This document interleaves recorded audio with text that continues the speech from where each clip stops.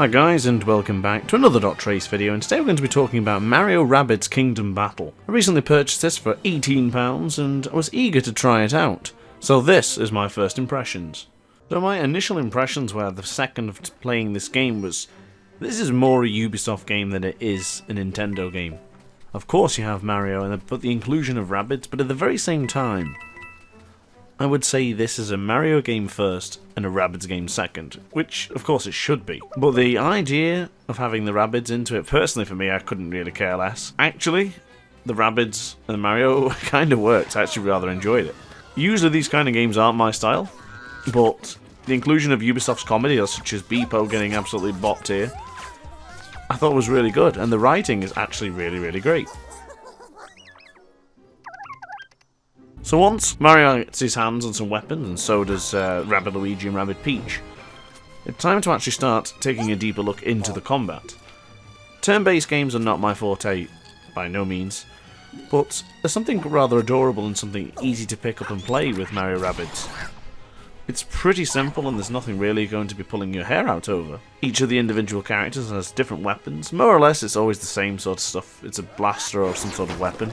I'm not that far into it yet, so there's potentially more weapons. For the majority of it, it is classic turn-based combat. So you're going to see how much health the enemy has, how much health you have, and what sort of cover they're using. So if they're using cover and they're fully covered, you have a 0% chance of hitting. If they're behind a half wall, perhaps, it's a 50% chance of hitting. It's the usual turn-based style combat.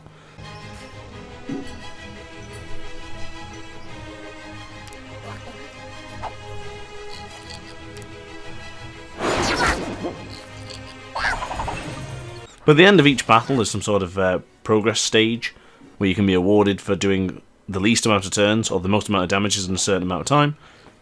And I guess that's probably where its strongest point is going to be, because you're always going to be trying to figure out the most effective way of completing each battle. Funnily enough for this game, my favourite part is the actual exploration. Not really so much the turn-based combat style, but the actual exploration of between battles. Of jumping into random pipes, jumping into cannons that fire you across the map. Anything to an opportunity just to roam around this gorgeous looking world. I played this most of the time docked, but it also played extremely well handheld, and it just looks phenomenal. It has a really beautiful vibe to it. I touched base on this at the beginning, and that is that this is more of a Mario game than it is a Rabbids game. The Rabbids are more of just an inclusion, but you're still going to enjoy typical Mario style gameplay, such as collecting red coins in a certain time limit, blue coins in a certain time limit in some secret worlds, exploration and roaming around, and of course the environments, being in Peach's castle, being in the Mushroom Kingdom, seeing Toad, seeing Toadette and the other characters from Mario. It's a very enjoyable Mario experience. It might not be for everyone's cup of tea, considering it has turn-based combat, the inclusion of Rabbids, but so far I thoroughly enjoyed it. I'm not sure if I'd play 30 to 50 hours of this, maybe it's one of those ones I'll keep coming back to every now and again. But something that has to be mentioned, which I think is underrated in a lot of games, I think it's something we all brush past, and that is the soundtrack for this game.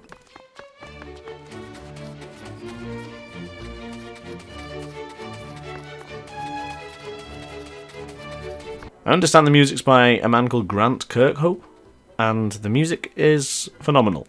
Reimagined Mario tracks from a genius, it seems, honestly. The music to this game is one of the best I've heard in a while. It's so enjoyable, relaxing, and just bouncy. Exactly what Mario should be. With the potential of upgrading your team, unlocking more Mario-related characters, and finding new weapons, Mario-related weapons, even Rabbid-related weapons. It's quite interesting, and it will potentially keep you coming back, but actually as a Mario game, there's so many better options for Mario.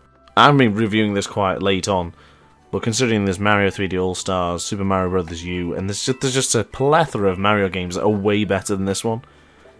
It was fully worth the £18 that I paid for it, but I would never recommend this full sale. It's a bit of fun, honestly. I've enjoyed playing what I have. But as I say, compared to other games, if this was the only game I had, it'd be great, but since I have more, I don't think I'll be coming back to it as much. The hub world's great, the graphics are fantastic, the story's pretty nice, and first impressions are still positive regardless whether it's not the greatest Mario game of all time. So finally for me, I would recommend this game if you can buy it on sale, or if you can pay as much as I did for it, which was brand new and sealed, may I add. I would recommend. But if you're not that much of a fan of Mario or RPG turn-based combat, then maybe skip this one. So guys, thank you very much for watching as always. I hope you enjoyed this very brief look at Mario Rabbids Kingdom battle. Let me know in the comments section down below if you'd like to see more. Like, comment, subscribe if you enjoyed, and I will see you next time. Ciao for now.